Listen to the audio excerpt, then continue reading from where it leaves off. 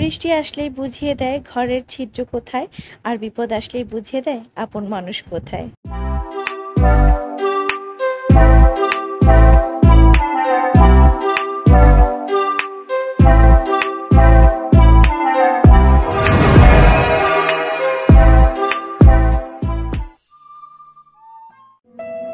বৃষ্টি আসলেই বুঝিয়ে দেয় ঘরের ছিদ্র কোথায়, আর বিপদ আসলেই বুঝিয়ে দেয় আপন মানুষ কোথায়।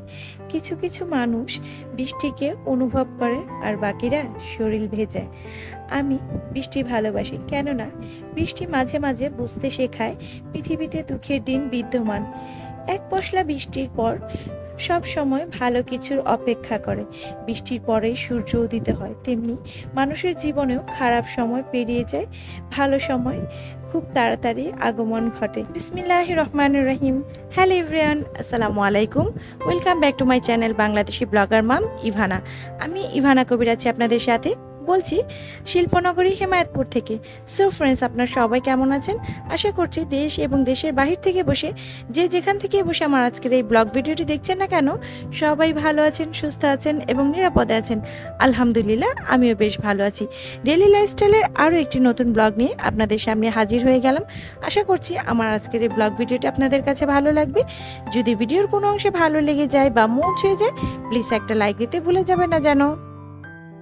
আমরা যারা গৃহিণীরা আছি তারা কিন্তু কিচেনেই বেশিরভাগ সময়টা পার করে থাকি, আর কিচেনটা যদি হয় মনের মতো তাহলে তার কথাই থাকে না। আমরা যারা ভাড়া বাসায় থাকি আমাদের কিচেনটা কিন্তু আমাদের নিজেদের মনের মতো হয়ে ওঠে না, আর চাইলেও কিন্তু মনের মতো করে নেওয়া যায় না। আর আমার কিচেনটা একদমই সাদামাটা, কোনো তাক নেই, কোনো ছিদ্র করারও পারমিশন নেই। তো কি করব চিন্তা ভাবনা মাথায় ঘুরপাক খাচ্ছিল। তো হঠাৎ দেখলাম দারাজে খুব সুন্দর সুন্দর স্টিকার এসেছে। তো চটজলদি স্টিকারগুলো অর্ডার করে দিয়েছিলাম। তো স্টিকারগুলো অর্ডার করেছি আমি অনেক দিন আগে, এনে ঘরে রেখে দিয়েছি। আজ লাগাবো কাল লাগাবো করতে করতে না আর সময় সুযোগ হয়ে ওঠেনি। আর দারাজের পণ্যগুলো আমি যতগুলোই কিনেছি এ পর্যন্ত কিন্তু আমি ঠকিনি। অনেকে হয়তো বলবেন দারাজের প্রমোশন করতে এসেছেন, আসলে কিন্তু না। আমি যেটাতে লাভবান হয়েছি সেটাতে একটু প্রশংসা না করলেই নয়। আপনারা চাইলে কিন্তু এরকম স্টিকার অনেক অ্যাভেলেবেল আছে, রিজনেবল প্রাইসের মধ্যে আপনারা পেয়ে যাবেন। আপনাদের মনের মতন কিচেনটাকে গুছিয়ে নিতে পারবেন। ওয়াল স্টিকার লাগানোর সময় কিন্তু কিছু সতর্কতা অবলম্বন করতে হবে। তো সেগুলোর মধ্যে হচ্ছে, প্রথমত আমি সাবান দিয়ে কিন্তু ওয়ালটাকে ভালো করে ক্লিন করে নিয়েছি, যেন এর মধ্যে কোনো তেল চিটচিটে ভাব না থাকে। তারপর সেকেন্ড স্টেপ যেটা ছিল সেটা আমি ভালো করে টাওয়াল দিয়ে মুছে, তারপর টিস্যু পেপার দিয়ে মুছে নিয়েছি। এতে পানির পরিমাণ বিন্দুমাত্র ছিল না, আর যদি পানির পরিমাণ থেকে যায় তাহলে কিন্তু স্টিকারগুলো ভালোভাবে সেট হবে না। আর এই ওয়াল স্টিকার লাগানোর কাজটা কিন্তু আমি রাতে রান্নাবান্নার শেষেই করেছি, কেননা রান্নাবান্না করার সময় দেয়ালটা ভিজে সেতসেতে হয়ে থাকে। তো ভিজে যেন সেতসেতে হয়ে স্টিকারটা যেন না উঠে আসে, তাই আমি রাতেই করেছি। আর আরও একটা রিজন আছে যে রাতে অনেকটা সময় পাবে আঠাগুলো সেট হওয়ার জন্য। ছোট্ট একটা পরিবর্তনের কারণেই কিন্তু কিচেনটা বেশ দারুণ লাগছে। আমার কাছে তো বেশ আকর্ষণীয় লাগছে। আপনাদের কার কাছে কেমন লাগছে তা তো জানি না, চাইলে কিন্তু আমাকে কমেন্টের মাধ্যমে জানাতে পারেন। আর হ্যাঁ, যারা ভিডিও দেখার চলে বা কথার চলে এখনও পর্যন্ত ভিডিওতে লাইক দেন নাই, লাইক দিতে ভুলে গিয়েছেন, তো আমি আবার আপনাদেরকে মনে করিয়ে দিচ্ছি, প্লিজ একটা লাইক করে দিয়ে আমার ভিডিওটা আরও 8-10 জনের কাছে পৌঁছাতে সাহায্য করবেন। আর হ্যাঁ, নতুন বন্ধুদের উদ্দেশ্য করে বলছি, যারা এখনও পর্যন্ত আমার চ্যানেলটিতে সাবস্ক্রাইব করোনি প্লিজ সাবস্ক্রাইব করে দিও, আর পাশে থাকা বেল বাটনটা ক্লিক করে অল অপশন নোটিফিকেশনটা চালু করে দিও, যেন আমি ভিডিও ছাড়া মাত্রই পৌঁছে যায় সবার আগে তোমার ঘরে। অলরেডি যারা এই কাজটা করে ফেলেছো তাদেরকে জানাই অসংখ্য অসংখ্য ধন্যবাদ। বাচ্চাদের তো এখন আর স্কুল নেই, স্কুল বন্ধ যাচ্ছে।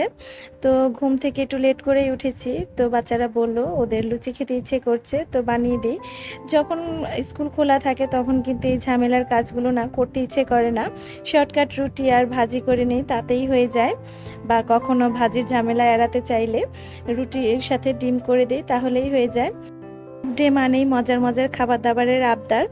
যাই হোক, যত কষ্টই হোক আমি করে দেই। সব মায়েরাই কিন্তু চায় তার বাচ্চাদের মজার মজার খাবারগুলো রান্না করে খাওয়াতে, তার মধ্যে আমি একজন। আমি রান্না করতে ভালোবাসি, তবে যখন আমার মন চায় তখন রান্না করি, আর যখন মন না চায় তখন কিছুই রান্না করতে ইচ্ছে করে না।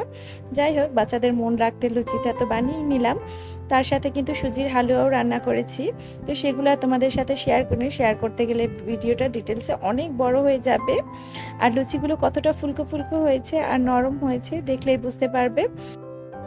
সুজির হালুয়াটা তো এখন করেছি, আর কতদিনে বেঁচে যাওয়া যে মুরগির মাংস ছিল সেগুলোকে একটু ঝুরা ঝুরা করে পেঁয়াজ দিয়ে ভেজে নিয়েছি। তো এই তো আজকে সকালের ব্রেকফাস্ট।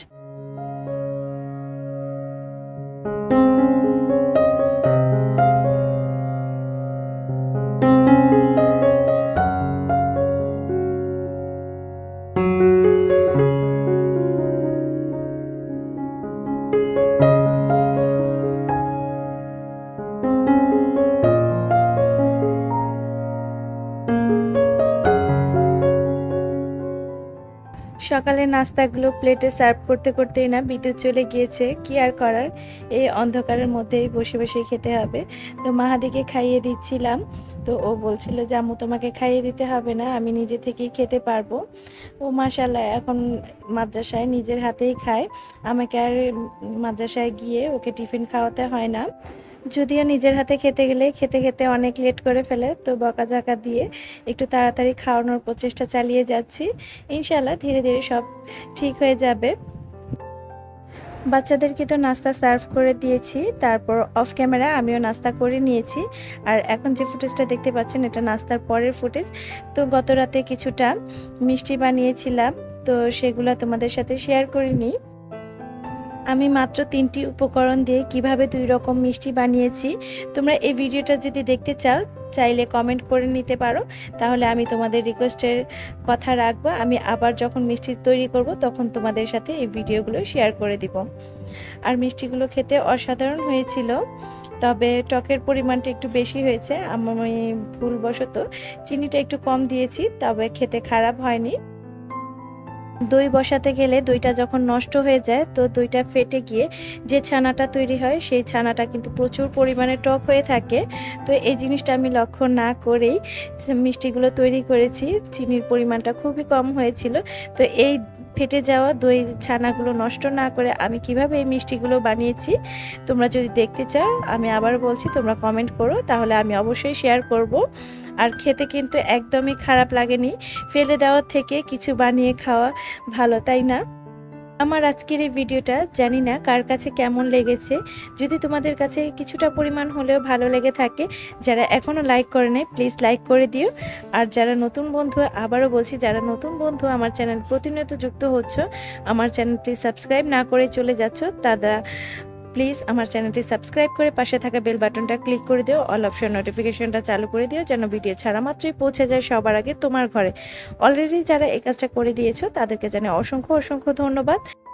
পরবর্তী ভিডিও দেখার আমন্ত্রণ জানিয়ে এবং সবার সুস্থতা কামনা করে আজকের ভিডিওটা এখানে স্টপ করে দিচ্ছি। আমি ইভানা কবির এতক্ষণ আপনাদের সাথে ছিলাম।